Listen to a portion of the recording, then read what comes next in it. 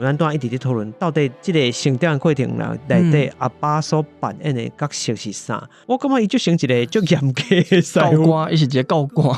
但是对我来讲，亲人应该也爱有一寡感情的交流。但是，敢若我感觉伊就是传统迄款，即个阿爸拢安尼嘛，然后都感情是讲袂出嘴的。对啊，伊咧伊离开我出道，因为我今年15年嘛。伫要伊离开的进前这10几年，其实伊个性变较软啊，是是是。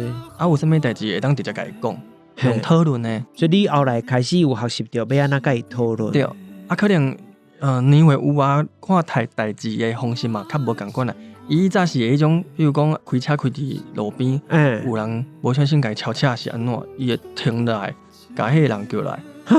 伊是这种爸爸。我坐伫后边。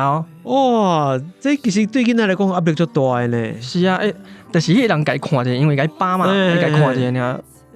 伊想讲你是看啥？伊会甲伊拖度的迄款，拖度迄种诶，对哦。因为我毋知听友是毋是有一寡人伫赛车时嘛，有发去讲路怒症，对无？就是平常时人嘛好死好死，毋知去掠着迄个韩多路人就怪怪安尼。伊算是讲，伊开车嘛正常，只是迄个人甲伊醒一个也是安怎尔？伊就会压起来啊！这对车啦，因为车是一个细细啊下的空间，所以对坐伫车顶的其他的人，不管你坐伫后壁坐伫副驾驶座，迄个压力其实足大的呢。